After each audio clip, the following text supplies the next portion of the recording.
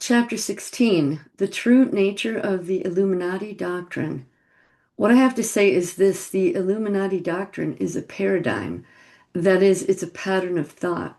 It's a set of toxic ideas which have spread like a virus to destroy human civilization. The source of this virus is a demonic alien intelligence. This hostile alien intelligence is expressed by the High Adept Satanists who most serve it. This is really a type of psychic matrix which is being covertly imposed on everyone. When you learn to recognize this matrix, you can reject it. This offers you the opportunity for freedom. When I was young, I knew some people in secret societies. Some of them were hardcore Satanists. Other, more aristocratic ones, preferred to think of themselves as members of the Society of Lucifer. I knew of one secret group which did not believe in Satan or Lucifer. They believed in Christ and his mother Mary. They called themselves the gentle followers of Mary. But as Christians go, they were definitely heretics. Their group went back to medieval times. In those days, they would hide books from the Inquisition to prevent them from being burnt. The descendants of these medieval heretical Christians had inherited those ancient books which their ancestors had rescued from being burnt. They operated hidden libraries filled with books containing secret knowledge. Although I would, with difficulty, eventually break away from all ties to the Illuminati, when I was young there were attempts to recruit me. The Luciferian aristocrats, some of whom I was distantly related to, knew of these secret libraries. They had a relationship of sorts with the guardians of these libraries. Wealthy Luciferian aristocrats would pay large amounts of money for the privilege of reading some of these rare books. At times when I was young, I was allowed to read some of these secret books. One of these books told the story of the Year of Light. According to this story, about 6,000 years ago, there was a bright star that appeared in the sky and shone day and night. This was what we in the modern world would call a supernova. Some priests in the Middle East knew of this phenomenon, and they were not afraid. But the warlike barbarians in the surrounding tribes were terrified. The clever priests, who were much more educated and civilized than their barbarian neighbors, took advantage of this situation. They used the ignorance and superstition of the barbarians to control their minds.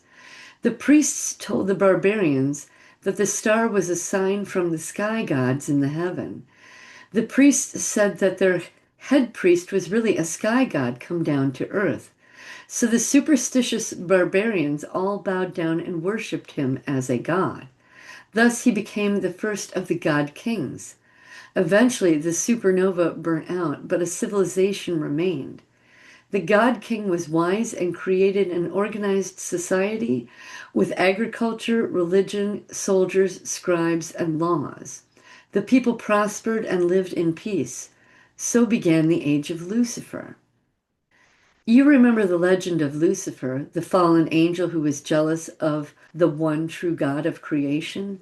Lucifer wanted to be worshipped as a god. The God King of the Year of Light had a similar choice. He could have told the barbarians the truth, and perhaps some of them would have respected him. Perhaps he could have made friends with them and began a new civilization that way. But the first God King was like Lucifer in that he wanted to be worshipped as a god, and so he told a lie. This was the original sin, the original noble lie. I don't know if this ancient story I read was history or myth, but it does illustrate the concept of the noble lie. A noble lie is a falsehood told to control the minds of the people. It's important to remember that Lucifer doesn't always appear as a devil with horns. He often makes his entrance as an appealing god of enlightenment. This concept of a noble lie is discussed in Plato's Republic. Although Plato was a brilliant man in many ways, he hated democracy and wanted aristocrats to be in charge. He dreamed of a utopian republic run by philosopher aristocrats who control the peasants with mythology. Unfortunately, the ideas of a good idealistic man like Plato can be taken and twisted by corrupt individuals. The noble lie works like this. The ruling aristocrats make up a fictional story. When the people buy into that story, it's used to control them. In the Luciferians' dream of utopia, the peasants would worship a philosopher king as if he were a god. This is called Luciferian apotheosis. This is where an ordinary human being is elevated to the status of a god. An example of this can be found in ancient Egypt. The priests had long ago convinced the Egyptian people that the pharaoh was a god. They also convinced the people that the Nile River was a god. The farmers needed the Nile to flood every year. So the pharaoh, in a ritualistic procession, will go down to the riverside and throw a scroll ordering the Nile to rise. And of course, the river would obey. What the priests never told the people was that the Nile River always flooded at the same time every year, even long before the time of the pharaohs. This idea that the pharaoh caused the Nile to rise was a noble lie. But if any peasant dared to point out that it was a lie, the nobility would order his death. The goal of aristocratic Luciferians is to be worshipped as if they are gods. They create noble lies to achieve this. In this way, they have power over others. They tell fictional stories in which you are invited to become a minor bit player. If you believe the story, you become a character in it. So the fictional story comes to shape your worldview.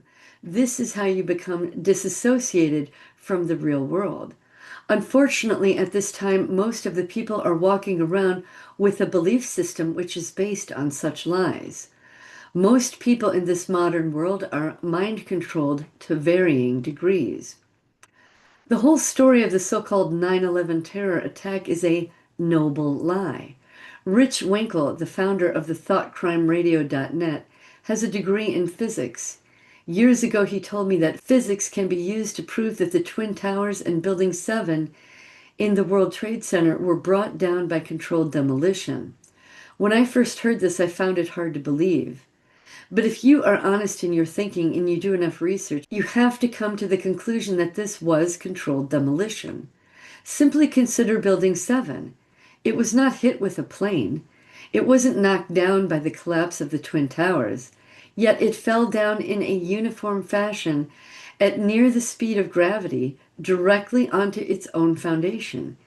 It was a perfect example of controlled demolition because it housed offices of the CIA, IRS, and Secret Service. Its level of security was such that only authorized agents working for the U.S. government could have placed the charges in the building. It's 100% certain that the U.S. government brought down Building 7. And once you figure that out, all the other pieces fall into place. 9/11 was an attack on America done by the U.S. government under the false flag of terrorism. The fictional story of terrorists attacking our nation was a noble lie used to control the thoughts and behavior of the American people. You must understand that the stories told to you by authority figures are noble lies designed to create a false model of reality. At this time in the world, all authority figures of any kind are like Luciferians in that they tell noble lies to control the people. To be free, you need to continually question all authority.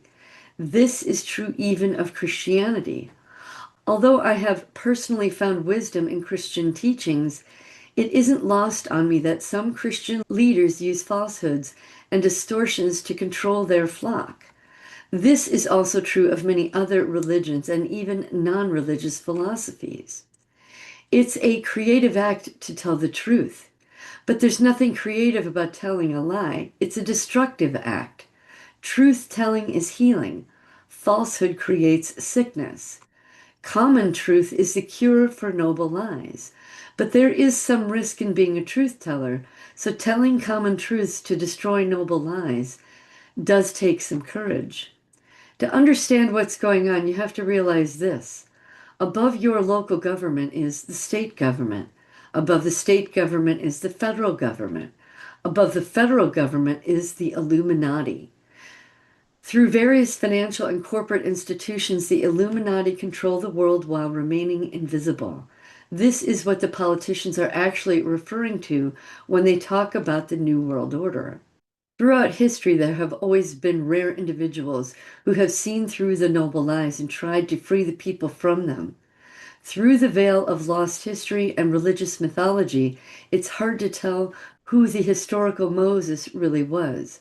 But I personally believe that he was a prince of ancient Egypt who saw the decadence which had been created by such noble lies. He took his followers and escaped the empire, fleeing the comforts of civilization and enduring the harsh conditions of the desert.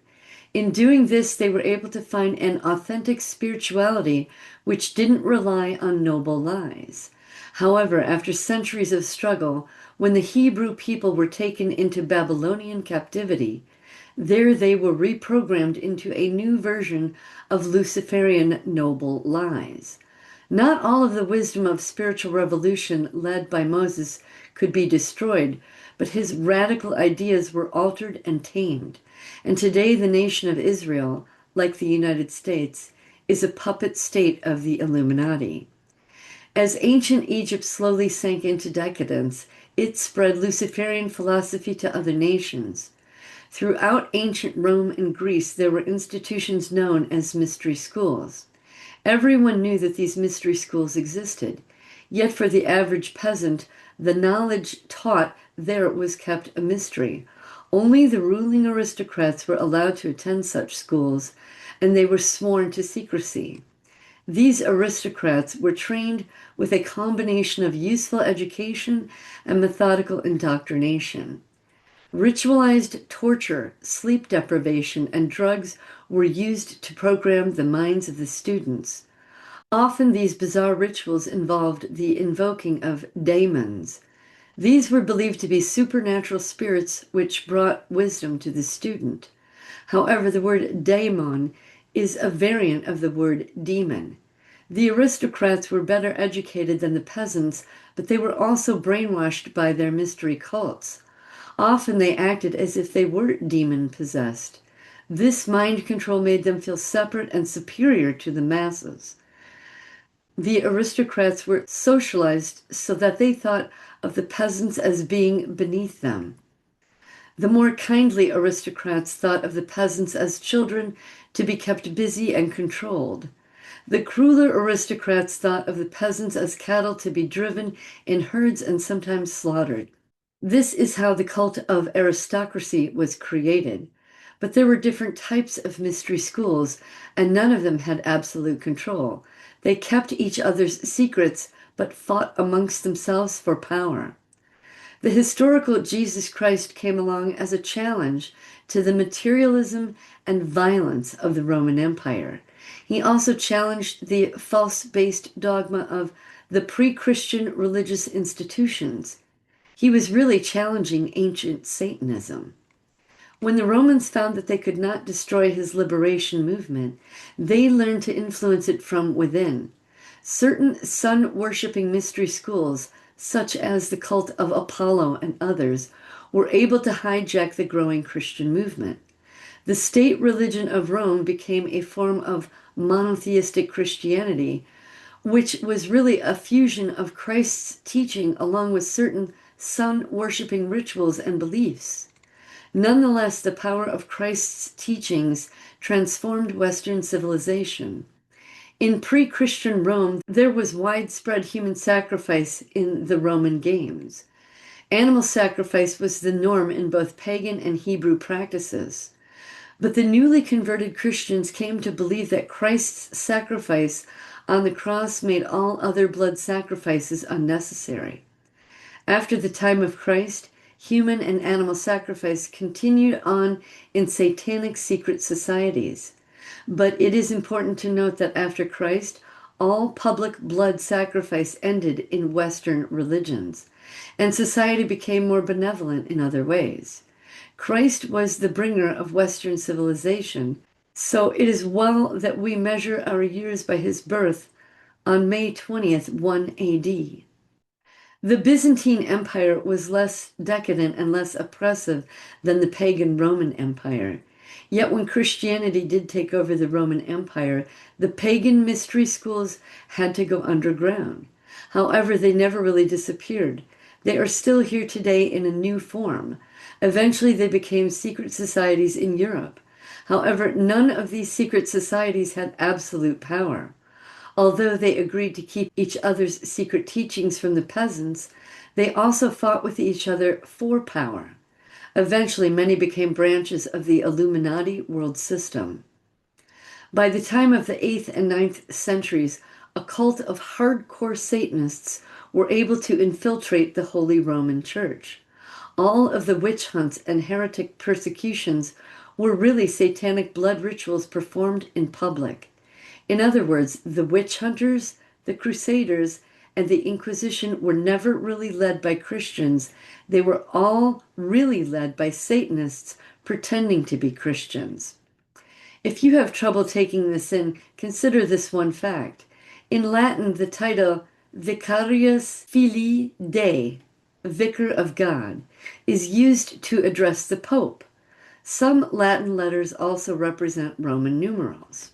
1 equals 1, U/V equals 5, L equals 50, C equals 100, and D equals 500. If you add up all the Roman numerals found in this title, they equal 666. Vicarius equals 112. Filii equals 53. And Dei equals 501. In fact, you can find many other Latin titles used in the Holy Roman Church which add up to 666. There are so many examples of this that it becomes obvious that this was done on purpose. I can just imagine all these clever fallen priests figuring out different ways to integrate satanic symbols and ideas into church artwork and philosophy. No wonder we still call that era the Dark Ages. All of this is no accident. Satanic symbolism is found throughout every major religion in the world, and every major religion in the world tells its own version of the noble lies that are used to control its members. Although the average priests and ministers are sincere in their beliefs, at the highest levels of all major religions, there exist satanic secret societies of one form or another. Understand that I'm not putting down all the wise spiritual founders whose teachings have become the basis of the major world religions: Christ, Siddhartha, Muhammad, Abraham, Moses, and the early gurus of Hinduism. These were creative souls who brought wisdom to their people. However, the way that satanic aristocrats operate is that they never create anything. They take over things created by others. Then they imprint their satanic symbols and beliefs onto whatever they take over. That's what they did with Catholicism. This is also true of all major branches of Christianity. I'm not saying that Catholicism is evil. I'm not saying that the Pope is the devil. I'm saying that at the top of the church, its leaders are members of a Luciferian secret society. And this is true of virtually every major religion in the world. It could not be otherwise. This does not mean that I discount the spiritual experiences of those who believe in religion. For some persons, religion can be something which leads them to spiritual awakening. The authentic spiritual movement that began, whatever that religion may be, has to be kept alive to some degree by the secret society overlords, for it is the spiritual experience that draws people into a religion and keeps them there. But you don't have to join a religion and accept all its rules to have a spiritual experience. Ancient Luciferianism and Christianity have something in common in that they both began with an authentic spiritual movement and both have been taken over by satanic secret societies. But obviously, Luciferianism has lost all of its virtue, while the virtue of Christianity can still be restored. I once heard a story which spoke of the beginnings of the use of the word Lucifer. Supposedly, its roots were in the cult of Venus in Greece. One day, a high priestess from an antediluvian religion that had its roots in Atlantis was sailing in her ship upon the waters of the Mediterranean Sea.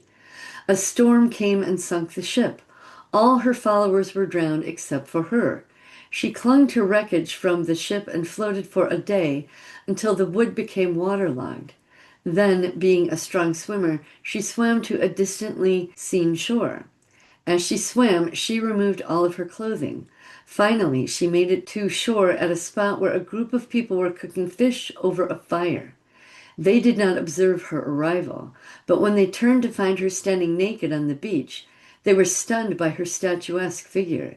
It was as if the gods had miraculously delivered her.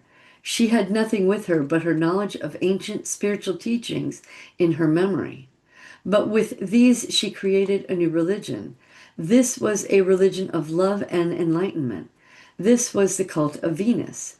And the word Lucifer is sometimes used for the planet Venus. But secret societies from Egypt would eventually take over this Venusian cult, and they would twist it into something evil. The idea of the light bearer had more than one expression in the ancient world.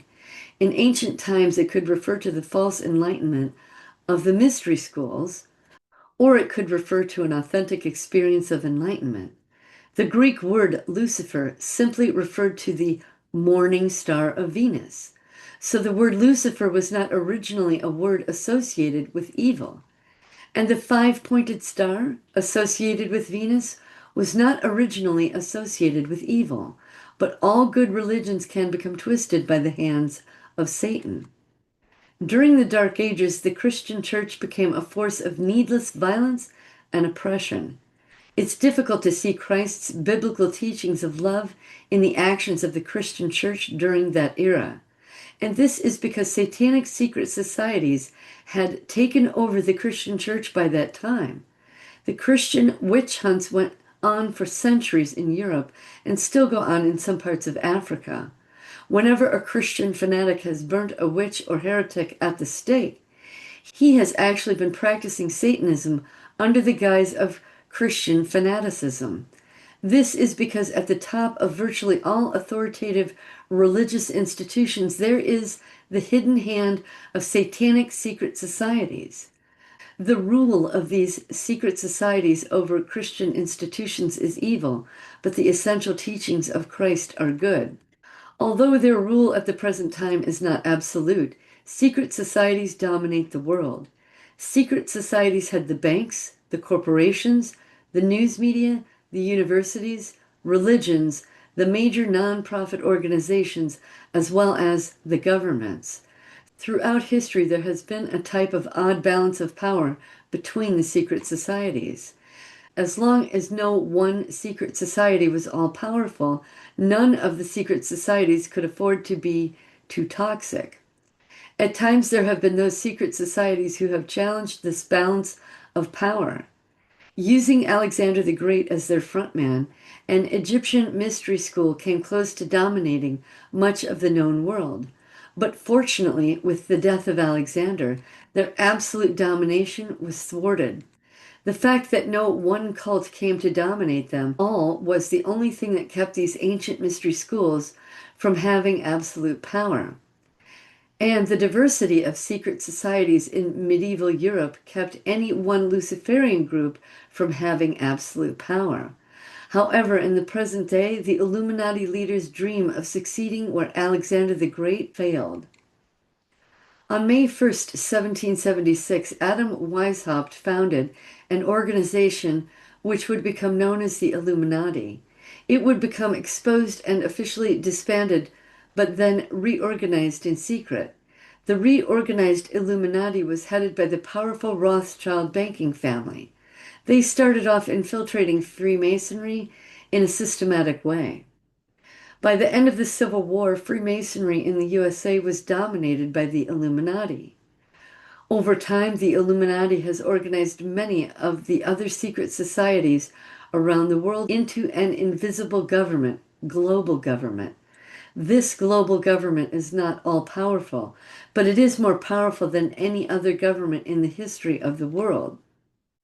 The doctrine of the Illuminati makes the assumption that ordinary people are incapable of self-governance and thus must be ruled over by so-called illuminated aristocrats. They take power by any means they can, justifying their cruelty and criminality by saying that they are going to create a utopian world government once they become all-powerful. They organize themselves as a hierarchy with all of the power at the top. Their symbol is a pyramid, but in reality, the Illuminati leaders at the top are inbred, demon-possessed, and decadent. Their rule is enforced by violent criminal Satanists, some of whom practice cannibalism and are addicted to drinking blood. And all of these Illuminati leaders and enforcers are obsessed with secrecy. The Illuminati's plan is to remain invisible until they have absolute control over the world's population. Then they intend to rule openly. They have worked methodically to conceal their existence from the general population. Their motivations are ultimately malevolent.